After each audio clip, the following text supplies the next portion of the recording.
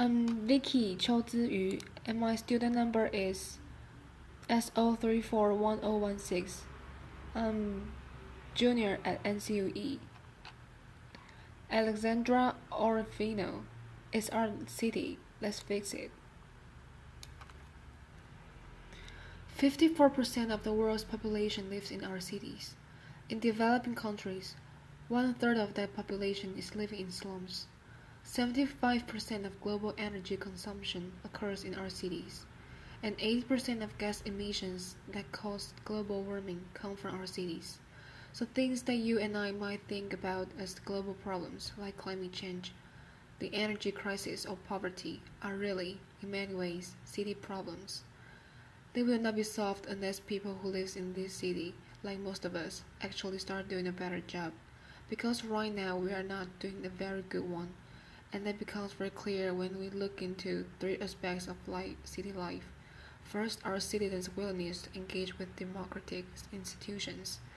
Second, our city's ability to really include all of their residents. And lastly, our own ability to live fulfilling and happy lives. When it comes to engagement, the data is very clear.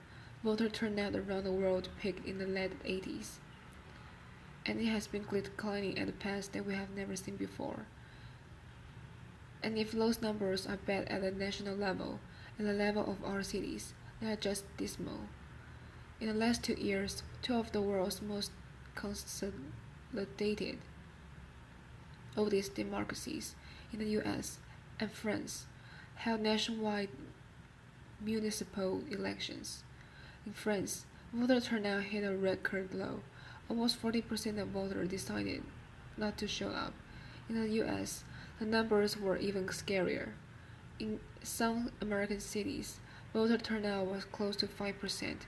I'll let that sink in for a second.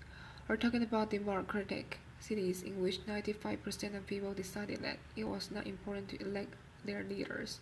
The city of LA, a city of 4 million people, elected its mayor with just a bit over 200,000 votes. That was the lowest turnout the city has seen in 100 years. Right here in my city of Rio, in spite of mandatory voting, almost 30% of the voting population chose to either annul their votes or stay home and pay a fine in the last mayoral elections.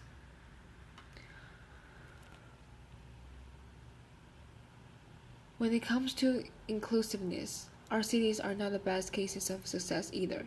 And again, you don't need to look very far in order to find proof of that. The city of Rio is incredibly unequal. This is Leblon. Leblon is the city's richest neighborhood, and this is Complexo do Alamo. This is where over 70,000 of the city's poorest residents live. Leblon has an HDI, a Human Development Index, of 0.967. That is higher than Norway, Switzerland, or Sweden. Complexo do Alamo has an HDI of 0.711. It sits somewhere in between the HDI and Algeria and Gabon. So Rio, like so many cities across the global south, is the place where you can go from northern Europe to sub-Saharan Africa in a space of 30 minutes. If you drive, that is, if you take public transit, it's about 2 hours. And lastly, perhaps most importantly, cities with the incredible health of relations they enable could be the ideal places for human happiness to flourish. We like being around people, we are social animals. Instead, countries where urbanization has already peaked seem to be very countries in which cities have stopped making us happy. The United States population has suffered from the general decrease in happiness for the past 3 decades, and the main reason is this. The American way of building cities has caused good quality public spaces to virtually disappear in many American cities, and as a result, there have been a decline of relations, of the things that make us happy. Many studies show an decrease in solitude and a decrease in solidarity, honesty, and social and civic participation. So how do we start building cities that make us care? Cities that value their most important asset, the incredible diversity of people who live in them. Cities that make us happy. Well, I believe that if we want to change what our cities look like, then we really have to change this decision-making process that have given us the results that we have right now. We need a participation revolution, and we need it fast. The idea of voting as our own only exercise in citizenship does not make sense anymore. People are tired of only being treated as empowered individuals every few years when it's time to delegate that power to someone else. If the protests that swept Brazil in June 2013 have told us anything, it's that every time we try to exercise our power outside of an electoral contest, we are beaten up, humiliated, or arrested. And this needs to change because when it does, not only will people engage with the structures of representations, but also complement these structures with direct, effective, and collective decision making. Decision making of the kind that attacks inequality by its very inclusive nature. Decision making of the kind that can change our city into better places for us to live.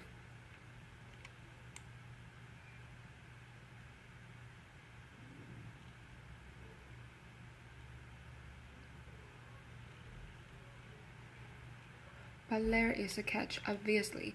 Enabling widespread participation and redistributing power can be a logistical nightmare, and there's where technology can play an incredibly helpful role by making it easier for people to organize, communicate, and make decisions without having to be in the same room at the same time. Unfortunately for us, when it comes to fostering democratic processes, our city governments have not used technology to its full potential.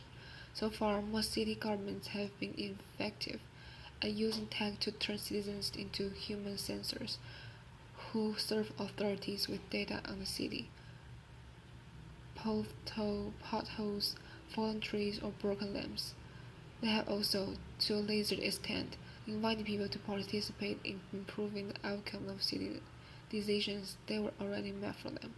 Just like my mom when I was 8 and she told me that I had a choice.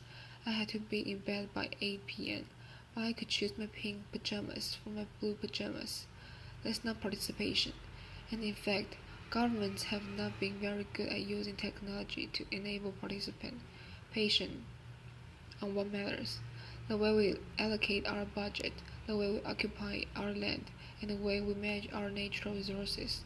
Those are the kinds of decisions that can actually impact global problems that manifest themselves in our city. The good news is, and I do have good news to share with you, we don't need to wait for the government to do this. I have reason to believe that it is possible for citizens to build their own structures of participation. 3 years ago, I co-founded an organization called New Rio, and we make it easier for people in the city of Rio to organize around causes and places that they care about in their own city, and have an impact on those causes and places every day. In these past 3 years, New Rio grew to a network of 160,000 citizens of Rio. About 40% of those members are young people aged 20 to 29. That is 1 in every 15 young people of that age in Rio today. Amongst our members is this adorable little girl, Bia, to your right. And Bia was just 11 years old when she started campaign using one of our tools to save her model public school from demolition. Her school actually ranks among the best public schools in the country, and it was going to be demolished by the Rio de Janeiro state government to build, I kid you not, a parking lot for the World Cup right before the event happened. Bia started campaign, and we even watched her school 24/7 through webcam monitoring. and many months afterwards, the government changed their minds. Bia's school stayed in place. There's also Jovita. She's an amazing woman whose daughter went missing about 10 years ago, and since then, she has been looking for her daughter. In their process, she found out first she was not alone. In the last year alone, 2013, 6,000 people disappeared in the state of Rio, but she also found out that, in spite of that, Rio had no centralized intelligence system for solving missing persons cases. In other Brazilian cities, those systems have helped solve up to 80% of missing persons cases. She started a campaign, and after the security got 16,000 emails from people asking him to do this, he responded and started to build a police unit specializing in those cases. It was open to the public at the end of last month, and Jovita was there giving interviews and being very fancy. And then there is Lindro. Lindro is an amazing guy in a slum in Rio, and he's creating a cycling project in the slum. At the end of last year, December 16, he received an eviction order by the Rio de Janeiro state government, giving him 2 weeks to leave the space that he had been using for 2 years. The plan was to hand it over to a developer, who planned to turn it into a construction site. Lindro started a campaign using one of our tools, the pressure cooker, the same one that Bia and Jovita used, and the state government changed their minds before Christmas Eve. These stories make me happy, but not just because they have happy endings. They make me happy because they are happy beginnings. The teacher and parent community at Bia School is looking for other ways they could improve that space even further. Lindro has ambitious plans to make his model to their low-income communities in Rio, and Jovita is volunteering at the police unit that she helped create it. Bia, Jovita, and Lindro are living examples of something that citizens and city governments around the world need to know. We are ready. As citizens, we are ready to decide on our common destinies, because we know that the way we distribute power says a lot about how we actually value everyone, and because we know that enabling and participating in local politics is a sign that we truly care about our relations to one another, and we are ready to do this in cities around the world right now. With our cities network, the Mil Rio team hopes to share that what we have learned with other people to want to build similar initiatives in their own cities. We have already started doing it in Sao Paulo with incredible results, and want to take it to cities around the world through a network of citizen-centric, citizen-led organizations that can inspire us, challenge us, and remind us to demand real participation in our city lives.